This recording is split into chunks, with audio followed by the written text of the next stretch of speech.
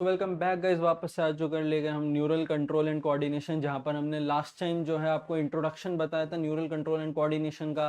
और साथ साथ हमने कवर करा था कि न्यूरल सिस्टम क्या होता है, उसमें क्या क्या होते हैं और डिफरेंट ऑर्गेनिजम्स में कैसा न्यूरल सिस्टम हमारे को मिलता है देखने को। और फिर हमने बताया था आपको ह्यूमन न्यूरल सिस्टम के अंदर क्या क्या होता है, जिसमें हमने बेसिकली बात करी थी सेंट्रल नर्वस सिस्टम और हमारा पेरिफेरल नर्वस सिस्टम की। फिर आपको मैंने इन दोनों का कॉम्प्लीमेंट्री नेचर बताया था, जो कि एग्जाम में बहुत अच्छे से पूछा भी जाता है कई कई बार। और फिर हमने बताया था न्यूरॉन का स्ट्रक्चर कैसे होता है, ये मैंने आपको ड्रॉ करके भी दिखाया। इसकी जो फोटो होता है आपको जो एनसीईआरटी में भी मिल जाएगी, गूगल पे भी मिल जाएगी, बट हाँ आपको जब खुद बनाते तो अलग सा लगता है कि हाँ आपको समझ में भी आया और आपने हर एक चीज को सोचकर और समझकर बनाया, जैसे जैसे मैंने आपको सब बताए थे। हर एक आपको जो है ये याद होना चाहिए, क्योंकि कभी कभी थ्योरेटिकल पेपर में आपको न्यूरॉन की फोटो काटकर और इनकी जो है नेमिंग करने को दे दी जाएगी पार्ट्स की, तो वो आपको पता होना चाहिए। और वो तभी होता है जब आप जो है इसे खुद बनाओ। अच्छा, टाइप्स ऑफ न्यूरॉन्स भी हमने आपको बता दिए थे, कितने कितने टाइप्स के न्यूरॉन जो है कहाँ कहाँ प्रेजेंट होते हैं, ये भी आपको जो है याद रखना है। फिलहाल हम बात करते हैं अपने एक्सॉन की। तो एक्सॉन की हम बात करते हैं, पेन ले लेते हैं। Axon, what is axon? Axon कहाँ था इनमें से? चलो मल्टीपोलर की बात करते हैं, इसमें बताते हैं आपको। तो हमारे पास जो एरिया जिसको हमने एक्सॉन बोला, वो मेरे हिसाब से ये वाला एरिया हो सकता है जिसको मैं एक्सॉन बता रहा हूँ। अच्छा, तो क्या मैं ठीक हूँ? हाँ मैं सही हूँ। अच्छा, अब एक्सॉन का काम क्या होता है? एक्सॉन का काम होता है डेंड्राइट में जो इंपल्स आया उसको सिनैप्स के लिए आगे सिनेप्टिक नॉब्स तक लेके जाना। अच्छा, तो उसी बीच हमारे पास दो तरह के हमको एक्सॉन्स देखने को मिलते हैं। एक होते हैं हमारे पास myelinated new axon, myelinated axons हमारे पास होते हैं, माइलिनेटेड एक्सॉन्स हमारे पास होते हैं। और दूसरे होते हैं हमारे पास non myelinated axons, non myelinated axons. तो एक एक्सॉन हो गया हमारे पास माइलिनेटेड और दूसरा एक्सॉन हमको मिला नॉन माइलिनेटेड। अच्छा, माइलिनेटेड एक्सॉन जाहिर सी बात है, सीधा सीधा बताया था जब मैंने आपको नर्व इम्पल्स के बारे, जब मैं आपको एक्सॉन न्यूरॉन के बारे में बता रहा था कि माइलिनेटेड मतलब जिसमें ये माइलिन शीथ प्रेजेंट है, किसकी वजह से? ये श्वान सेल्स बनवाते हैं। तो सीधी सीधी बात है, माइलिनेटेड एक्सॉन्स में क्या लिखेंगे? Myelin sheath, myelin sheath is formed is formed by Schwann cells। Schwann cells से क्या हमारे पास मिली? हमको माइलिन शीथ मिल गई। Schwann cells, ये हमारे पास हमारा माइलिनेटेड वाला पोर्शन कवर। अच्छा, तो अब नॉन माइलिनेटेड क्या होता है? नॉन माइलिनेटेड में मतलब myelin sheath is not produced by Schwann cells। Myelin sheath is not formed, is not formed या produce, जो भी आप लिखना चाहते हो आपकी जैसी मर्जी, produce by Schwann cells, Schwann cells।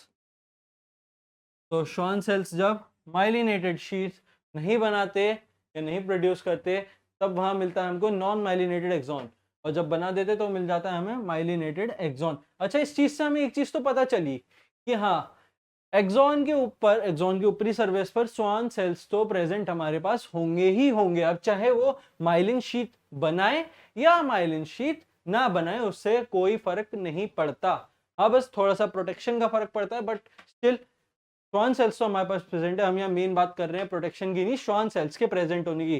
कहीं लोग ये ना सोचे कि अगर माइलिन शीथ नहीं बना रहे तो श्वान सेल्स भी वहां नहीं होंगे।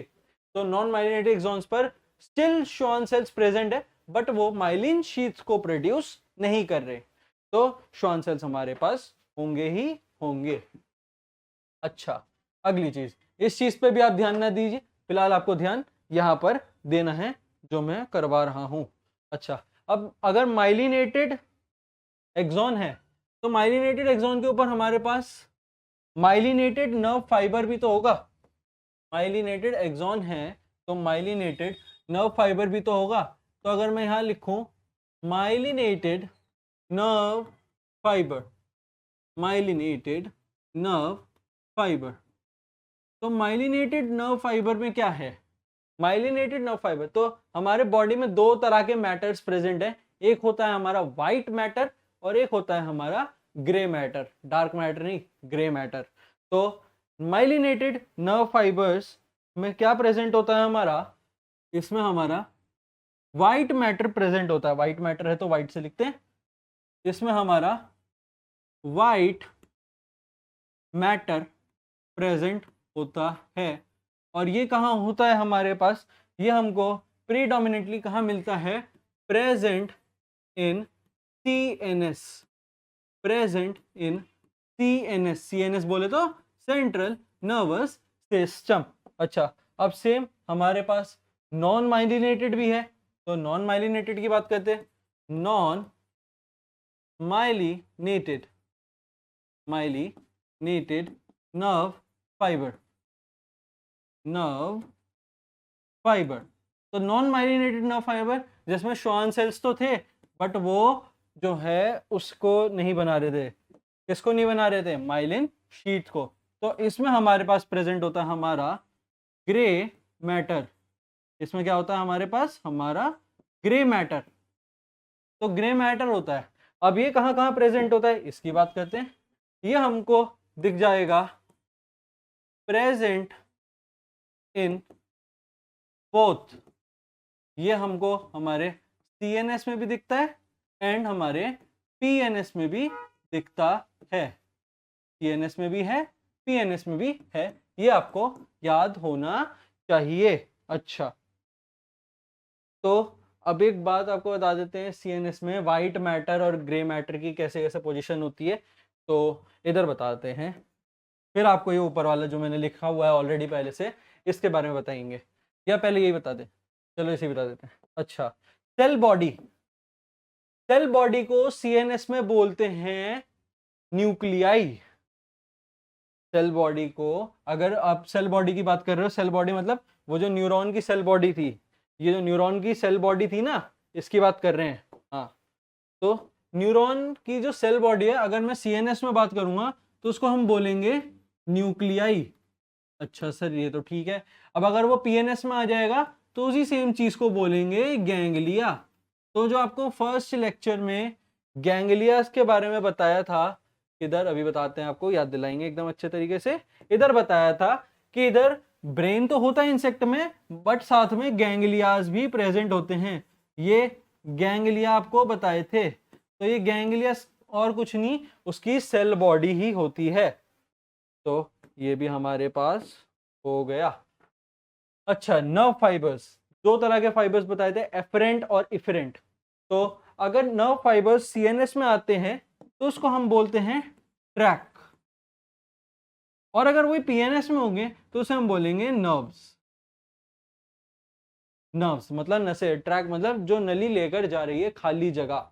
तो ये हमारे पास प्रेजेंट। अच्छा, अब जो मेरे को यहाँ व्हाइट मैटर की बात यहाँ करनी थी, यहाँ मतलब बेसिकली हमको यहाँ CNS की बात करनी है, तो मैं यहाँ पर अभी आपको समझाता हूँ। अगर मैं एक सर्कल लूँ और एक और सर्कल लूँ और एक छोटा सर्कल लूँ और एक और छोटा सर्कल लूँ। हाँ, तो अब देखो, यहाँ पर जो मेरे को पॉइंट बताना है उसको आपको ध्यान से देखना है। मैंने यहाँ पर दो सर्कल्स बनाए हुए हैं, है ना। अब अगर मैं बोलूँ कि ये जो बाहर वाला, मतलब इसका ये जो मैं हाईलाइट करता हूँ, ये जो पोर्शन है, ये जो पोर्शन है, ये है वाइट मैटर। CNS में वाइट मैटर, तो इसको यहाँ मैं लिख देता हूँ वाइट मैटर। ये हमारे पास वाइट मैटर हमको मिल गया। अच्छा, ये वाइट मैटर है और इसके अराउंड क्या होगा?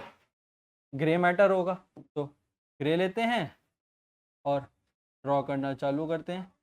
ये यहाँ पर ऐसे जो है पोर्शन, ये यहाँ पर ऐसे, ये क्या है? ये इसके अराउंड ग्रे मैटर है। ये क्या है? ये हमारे पास ग्रे मैटर है। ये क्या हुआ फिर, ये हुआ ग्रे मैटर। तो ये हमको कहाँ देखने को मिलता है कि व्हाइट मैटर अंदर हो और ग्रे मैटर बाहर? ये हमको देखने को मिलेगा कहीं पर नहीं, बस हमको ये सेरिब्रम के अंदर देखने को मिलेगा। सेरिब्रम सीएनएस का पार्ट है। सेरिब्रम के बाहर के हिस्से में ग्रे मैटर होता है और अंदर के हिस्से में होता है व्हाइट मैटर। अच्छा, तो ये सेरिब्रम, तो ये क्या होगा मैं इसे बता देता हूँ। दूसरा, मैं सीएनएस की बात कर रहा था, तो एक तो सेरिब्रम हो गया, दूसरा होगा हमारा स्पाइनल कॉर्ड। स्पाइनल कॉर्ड में सीन उल्टा है। स्पाइनल कॉर्ड का जो बाहरी सरफेस है उसमें हमारे को गिवन होता है हमारा व्हाइट मैटर। उसमें हमको ये जो एरिया गिवन है ये है हमारा व्हाइट मैटर। ये व्हाइट मैटर हुआ, ये है व्हाइट मैटर, ये हमारा व्हाइट मैटर है। अच्छा, इसके अंदर क्या है? इसके अंदर होगा ग्रे मैटर प्रेजेंट होगा, तो ग्रे मैटर भी ड्रॉ करके बता देते हैं आपको। ये क्या है? ये क्या है? हमारा ग्रे मैटर प्रेजेंट है हमारे पास। ये भी आपको इससे पता चल गया, ग्रे मैटर। तो स्पाइनल कॉर्ड और सेरिब्रम में कैसे ग्रे और व्हाइट मैटर होता है ये आपको पता चल गया। और myelinated non myelinated nerve fibres में कैसे कैसे मैटर्स कहाँ कहाँ और किस किस में प्रेजेंट होते हैं ये आपको पता चल गया। सेल बॉडी और नर्व फाइबर को कैसे कैसे सीएनएस और पीएनएस में बुलाया जाता है अलग अलग नामों से, ये आपको पता चल गया। आज का फाइनल टॉपिक और बहुत इंपॉर्टेंट, जो कि है कंडक्शन ऑफ नर्व इंपल्स। इसको हम 3 केसेस में करेंगे। तो सबसे पहले तो 3 केसेस के लिए 3 लाइनें भी बननी चाहिए, तो 3 लाइनें भी बना देते हैं। यहां पर हम बात करेंगे पहले केस की, यहां पर हम बात करेंगे दूसरे केस की, ये हमारे पास डन है। वहां हम बात करेंगे थर्ड केस की। तो बात करते हैं अपना फर्स्ट केस। तो फर्स्ट केस क्या है इसका? फर्स्ट केस है रेस्टिंग फेज। फर्स्ट है resting phase, resting phase, resting phase. तो अच्छे से और ध्यान से इसमें जो है आपको याद रखना पड़ेगा इसका रेस्टिंग फेज के बारे में। या इसको हम रेस्टिंग फेज नहीं बोलते, अगर मैं इसको एक और नाम दूं तो इसको हम बोलेंगे polarized phase. Polarized phase, resting phase भी बोलते हैं और पोलराइज्ड फेज भी बोलते हैं, ये भी आपको पता होना चाहिए। अच्छा, तो अगर अब मैं इधर बताऊं कि ठीक है, ये यहां पर एक सिलेंडर मेरे पास गिवन है, ये मेरे पास एक सिलेंडर है। अच्छा, अब इस सिलेंडर में यहां पर बीच बीच में कुछ ना कुछ ऐसे पॉइंट्स छूटे हुए हैं 3, बस ये इसमें छूटे हुए हैं 3। इन तीनों का अलग अलग नाम है, तो इनका नाम भी आपको बता देते हैं क्या क्या है। यहां है हमारे पास सोडियम पोटेशियम पंप। नाम जो है साथ साथ लिखते रहो, मैं यहाँ पे फुल फॉर्म नहीं लिखूंगा, इन 2 की जो आगे बता रहा हूँ। ये है हमारे पास सोडियम VGC, ये है हमारे पास पोटेशियम VGC। सोडियम VGC और पोटेशियम VGC क्या है? It is nothing but sodium potassium pump, sodium voltage gated channel and potassium voltage gated channel. ये आपको पता चल गया। ये क्या है? हाँ हाँ, चलो। वोल्टेज गेटेड चैनल क्या क्या है? 2 है हमारे पास, सोडियम वोल्टेज गेटेड चैनल और पोटेशियम वोल्टेज गेटेड चैनल। अच्छा, तो मेरे को क्या बात करनी है? अगर मैं बोलूं ये हमारा एक्सॉन है, ये क्या है हमारा? ये हमारा एक्सॉन, ये है आउटसाइड एनवायरनमेंट, ये है आउटसाइड एनवायरनमेंट। तो रेस्टिंग फेज मतलब जब हमें कोई स्टिमुलस नहीं मिल रहा, तो हमको बाहर जो है वो 3 Na मिलते हैं नॉर्मली देखने को, और अंदर 2 पोटेशियम होते हैं उसके कॉम्प्लीमेंट्री।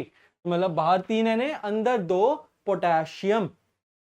तो यहां पर जो अगर आप देखोगे कि जो नेट चार्ज बन रहा है, जो नेट चार्ज बन रहा है वो यहाँ क्या बन रहा है, नेट पॉजिटिव। यहाँ भी पॉजिटिव है बट बाहर तो ज्यादा है ना, क्योंकि बाहर 3 Na है, अंदर 2 K हैं। तो यहाँ पर हम बोलते हैं, यहाँ बनता है हमारे पास नेट नेगेटिव चार्ज। तो पोलराइज स्टेट में हमारे पास ये चीज हो गई। अच्छा, अब इसकी वजह से एक यहाँ पर पोटेंशियल जनरेट होगा, जिसको हम बोलेंगे therefore the potential generates due to net charge net charge की वजह से जो हमको पोटेंशियल मिलेगा is known as resting potential. ये क्या है हमारा, रेस्टिंग पोटेंशियल है, रेस्टिंग पोटेंशियल है। ये आपको याद रखना है। रेस्टिंग फेज हो गई। अब एक्साइटेड फेज की बात करते हैं। अब बात करेंगे एक्साइटेड फेज की। तो सेकंड फेज, जिसको हम कहते हैं डीपोलराइज्ड फेज, डीपोलराइज्ड फेज, इसमें ये एक्साइट होता है और अगला इसका काम जो है वो चालू होगा। वापस से बनाते हैं, ये था, इधर ही बनाते हैं। ये हुआ, ये हुआ, हाँ हुआ, ये हुआ। ये क्या है हमारा, एक्सॉन बॉडी। ये क्या है हमारा, एक्सॉन बॉडी। ये क्या है हमारा, outside environment, outside environment. Okay, अब इधर वापस से यूज करते हैं। यहाँ पर ये, यहाँ पर ये, यहाँ पर ये। अच्छा, वापस से ये बन गए। अब ये हुए एक्साइट। अब इनके एक्साइट होने से कुछ तो फर्क पड़ेगा, तो वो फर्क की बात करते हैं। आफ्टर गेटिंग स्टिमुलस, मतलब डीपोलराइज्ड फेज बेसिकली क्या होता है, आफ्टर गेटिंग स्टिमुलस, हमको स्टिमुलस मिल गया, हमको मतलब कोई ना कोई ऐसी चीज है जिसकी वजह से हमें नर्व इम्पल्स जनरेट करना पड़ेगा। तो वापस से मैं ये नाम जो है ये यहाँ नहीं लिख रहा, ये जो sodium gated channel, voltage gated channel, sodium potassium pump है, वो अब आपको इसी पहले डायग्राम से ही आगे जो है कैरी ऑन करना पड़ेगा अगले 2 डायग्रामों में भी। तो अब इसकी वजह से क्या होगा, हमारे को बाहर जो है ना, जो सोडियम प्रेजेंट है Na, और ये जो हमारे पास सोडियम प्रेजेंट है, ये एक काम करो डॉटेड छोड़ो, ऐसे लिख ही देते हैं डायरेक्ट। ये जो सोडियम प्रेजेंट है Na और Na, और अंदर हमने क्या बताया था, अंदर हमको गिवन है पोटेशियम्स, पोटेशियम्स हमको यहाँ गिवन है, 2 पोटेशियम है और 2 सोडियम है। अच्छा, अब स्टिमुलस मिलने की वजह से क्या होगा, ये जो सोडियम वोल्टेज गेटेड चैनल है, ये जो सोडियम वोल्टेज गेटेड चैनल है ये ओपन होगा, और इसकी वजह से क्या होगा, दोनों Na अंदर आ जाएंगे। तो जो हमको फाइनल चीज देखने को मिलेगी वो क्या मिलेगी कि Na अंदर आ गए, बाहर से हट गए। तो बाहर सिर्फ एक Na बचा, अंदर 2 पोटेशियम और 2 सोडियम मिले। तो अब जो नेट चार्ज होगा वो यहाँ पर नेगेटिव हो जाएगा और यहाँ पर पॉजिटिव हो जाएगा। अब इसकी वजह से भी एक जो है इम्पल्स जनरेट होगा या इसे पोटेंशियल जनरेट होगा। Therefore the potential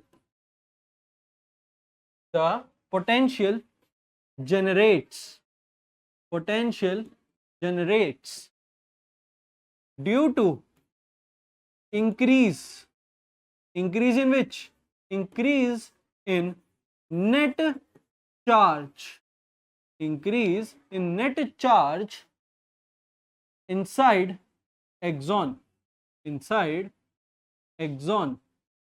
is known as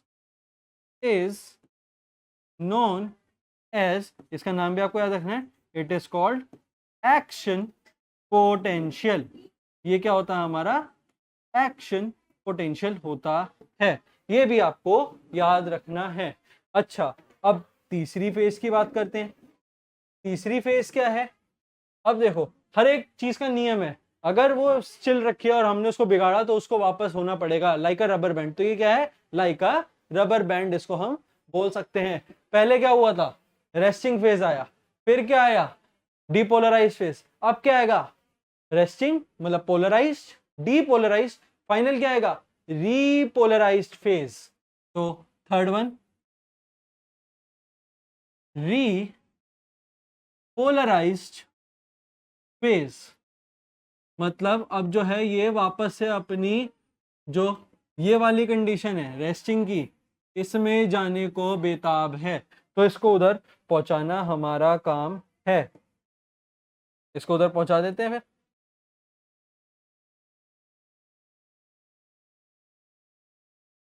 अब हाँ, चलो पहुंचाए फिर उसे उधर। वापस से बनाते हैं, ये एक सर्कल, ये ये ये। अच्छा, इसमें दो डायग्राम बनेंगे।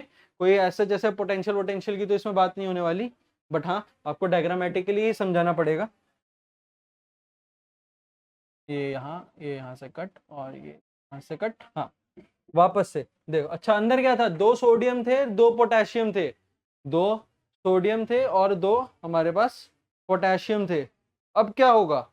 रीपोलराइज्ड फेज में सबसे पहली चीज क्या होगी कि ये जो अंदर हमारे पास सोडियम है, ये आपको बता देते हैं। वापस से, हाँ ऑरेंज से था तो ऑरेंज से दिखाते हैं। बाहर तो हमारे पास एक ही सोडियम बचा था, है ना? बाहर तो हमारे पास एक ही सोडियम बचा था, अंदर हमारे पास दो पोटेशियम थे ऑलरेडी प्रेजेंट, जिसके साथ साथ हमको जो है यहाँ पर अब दो सोडियम भी दिख गए थे। अब क्या होगा? जब ये देखा, अब इसको वापस अपनी स्टेट में जाना है, उसकी वजह से ये जो दोनों पोटेशियम है, ये इस potassium gated voltage gated channel जो कि ये है, ये क्या है? Potassium voltage gated channel. ये क्या है? Sodium voltage gated channel. ये क्या है? Sodium voltage gated channel. वो है पोटेशियम वोल्टेज गेटेड चैनल। ये के लिखा है, कंफ्यूज नहीं है, Na और K है। हाँ, तो potassium voltage gated channel, sodium. तो पोटेशियम वोल्टेज गेटेड चैनल से ये जो दोनों पोटेशियम्स हैं, ये बाहर आ जाएंगे। ये अच्छा, मैंने ये जो अलग अलग कलर से दिखाया है, ये क्या शो कर रहा है कि ये टेम्परेरीली हुआ है। ओरिजिनल स्टेट तो यही है, ये टेम्परेरीली हुआ है। अच्छा, अब क्या सीन बना, है ना? अब ये पोटेशियम्स भी बाहर, Na भी बाहर। अच्छा, अब इसमें क्या होगा? वापस से जो नेट चार्ज है वो बाहर पॉजिटिव हो जाएगा और अंदर नेगेटिव हो जाएगा। बट स्टिल अंतर है, क्योंकि रेस्टिंग फेज में क्या था? सोडियम बाहर थे और पोटेशियम अंदर थे। बट इसमें क्या है? इसमें पोटेशियम के साथ सोडियम भी है और यहाँ पर भी सोडियम के साथ, यहाँ अकेले सोडियम रह गए। तो एक फाइनल डायग्राम और बनेगा और उसके बाद हमारी ये चीज भी खत्म। फाइनल डायग्राम इधर बनाते हैं, हाँ इधर, इससे नहीं, हाँ इससे बनाते हैं फाइनल डायग्राम। ये एक सर्कल, ये यहाँ, ये दूसरा सर्कल, ये सिलेंडर कंप्लीट। और वापस से यहाँ पर एक कट, यहाँ दूसरा कट, यहाँ तीसरा कट। अब देखो, अब क्या होगा? बाहर तो एक Na था ही, एक Na तो था ही बाहर। Na के साथ साथ यहाँ क्या क्या प्रेजेंट थे? ये सोडियम बाहर चले गए, तो ये सोडियम भी बाहर होंगे। और वो जो पोटेशियम्स थे, मतलब सॉरी सोडियम अंदर थे और पोटेशियम्स बाहर थे, तो पोटेशियम्स तो बाहर हैं और साथ साथ में क्या है? जो सोडियम्स हैं वो अंदर हैं, सोडियम अंदर हैं। अब ये वाली कंडीशन जब देखेंगे तो इससे क्या होगा? ये जो, ध्यान से गौर करना इसकी तरफ, ये जो सोडियम पोटेशियम पंप है ये दोनों को काम करता है। तो इसकी वजह से क्या होगा? ये जो सोडियम्स हैं ये बाहर चले जाएंगे और ये जो पोटेशियम्स हैं ये अंदर आ जाएंगे। तो फाइनल कंडीशन क्या बनेगी? क्या फाइनल कंडीशन वापस से यही नहीं हो जाएगी? तो ये हमारे पास हमारा नर्व इंपल्स जनरेट हुआ। अब ये बार बार होगा जब जब स्टिमुलस इसको मिलेगा। वापस से पोलराइज फेज, डीपोलराइज फेज और रीपोलराइज फेज तो होगी ही। तो इस बार हमने जो है क्या क्या देखा वो एक बार और बताते हैं। एक्सॉन्स के बारे में जाना, एक्सॉन्स कितने टाइप के? दो टाइप के एक्सॉन्स होते हैं, कैसे बनते हैं, क्या सेल बॉडीज को और नर्व फाइबर्स को अलग अलग नामों से जानते हैं, ये भी आपको जो है याद रखना है, क्योंकि आगे जाकर अगर आपको कोई और चीज दी हुई होगी पेपर में तो कंफ्यूजन नहीं होनी चाहिए।